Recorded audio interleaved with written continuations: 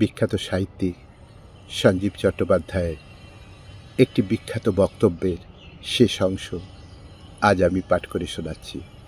বক্তব্য ক্রিয়াযোগ ও স্বামী হরিহরানন্দজি। শুরু করছি। আমার একজন সুহৃদ মঙ্গলাকাঙ্ক্ষী আমাকে নিয়ে গেলেন এক যোগীর কাছে।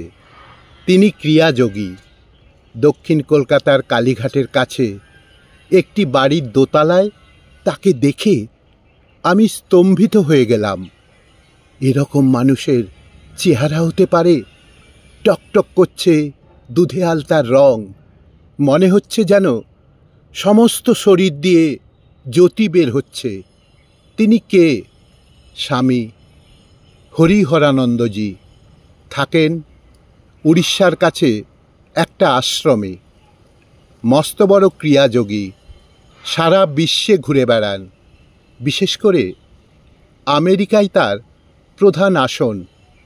আমি ঘরে ঢুকতেই উনি আমার দিকে যে চোখে তাকালেন, মনে হলো দুটো টর্চ লাইট আমাকে দেখছে। তারপরে জানি না কি হলো।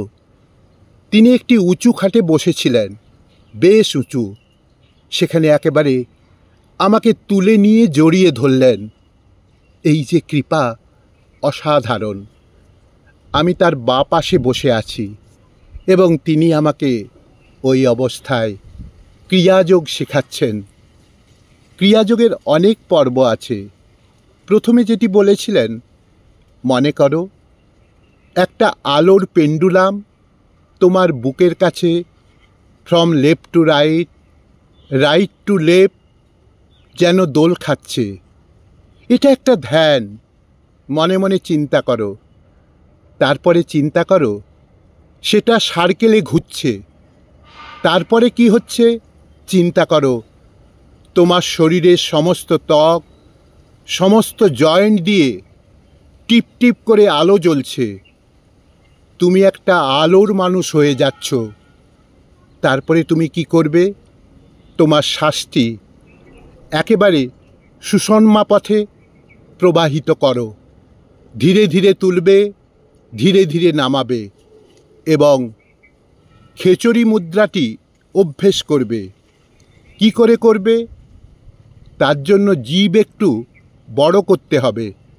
সেটাকে বলে দোহন। একটু তৈলাক্ত জিনিস, মাখন হলে ভালো হয়, সেইটা দিয়ে জিভটাকে তুমি প্রতিদিন সকালবেলা টেনে টেনে দহন করবে। করলে জিভের দৈর্ঘ্য বেড়ে যাবে। বাড়লে কি হবে না, তুমি জিভটাকে উল্টে কপালের নিম্নে লাগাতে পারবে।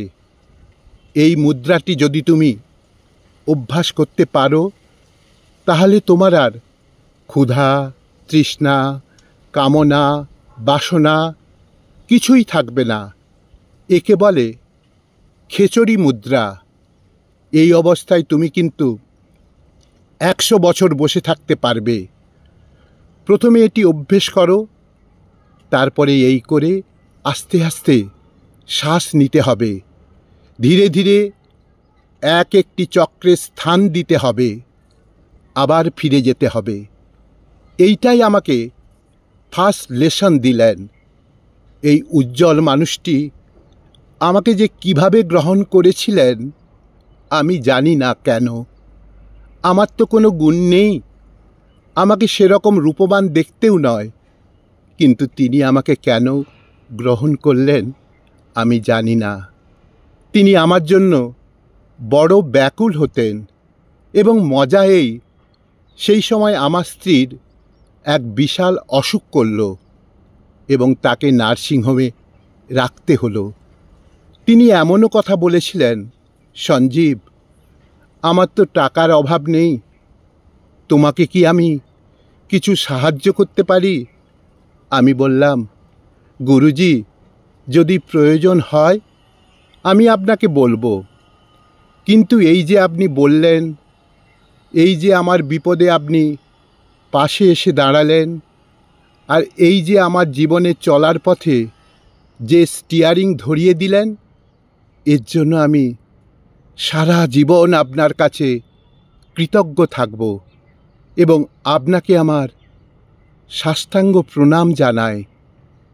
এইবার তার প্রথম যে বইটি এবার বাংলায় বেরোবে ক্রিয়াযোগের উপর, তিনি কেন জানি না আমাকে বললেন, তোমাকে এর ভূমিকা লিখতে হবে।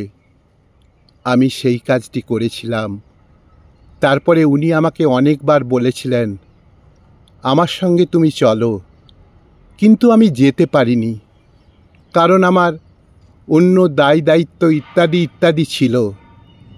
কিন্তু আমি আজও চোখ বুজে তাকে ভাবি এবং পরপর আমি দেখি আমার গুরুদের, স্বামী শ্রদ্ধানন্দ, প্রজ্ঞাজিকা মোক্ষপ্রাণা মাতাজি, আদ্যাপীঠের বেলামা, স্বামী সত্যানন্দের আশ্রমের সতীমা, এইভাবে আমি পরপর দেখতে পাচ্ছি একের পর এক কারা এসেছেন এবং একসঙ্গে সম্মিলিত হয়েছেন, হয়ে চেষ্টা করেছেন যদি আমাকে একটা লেভেল থেকে আরেকটা লেভেলে ওঠানো যায়। তাদের চেষ্টা আর আমার প্রয়াস, তার মধ্যে হয়তো ফারাক থেকে গেছে, সেই কারণে এখনও এইখানেই পড়ে আছি। জানি না কবে আমি সেই মোক্ষ লাভ করব, কবে হবে আমার সেই প্রেম সঞ্চার, কবে আমি তাদের পাব। কাঁধে লয়ে চিরবৈরাগ্যের সুর, এক অপূর্ব গান, কবে আমি এ সংসার থেকে মুক্ত হব। সংসারে থাকব কিন্তু থাকব না। ঠাকুর বলছেন, পাকাল মাছ নৌকো জলে থাকে, জল নৌকোই থাকে না। সংসারে থাকবে কিন্তু থাকবে না। ঠাকুর বলছেন কীরকম? সেই মেয়েটির মতো যার পরকীয়া আছে, সংসারের কাজকর্ম করছে বটে, কিন্তু মনটি তার পড়ে আছে উপপত্নীর উপর। আর কেমন থাকবে? বড়লোক বাড়ির দাসীর মতো। মুখে বলা সহজ, কাজে করা খুব কঠিন, কারণ আসক্তি নামক বস্তুটি এমন একটি আঠা যে সে একবার আঙুলে লাগলে চ্যাটচ্যাট করবেই করবে।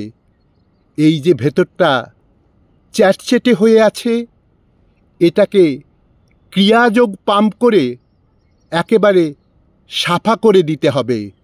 স্বামী হরিহরানন্দজিকে আমার প্রণাম নয়, আমি তো সর্বদা তাকে অনুভব করি এবং সর্বদা তাকে চোখের সামনে দেখি।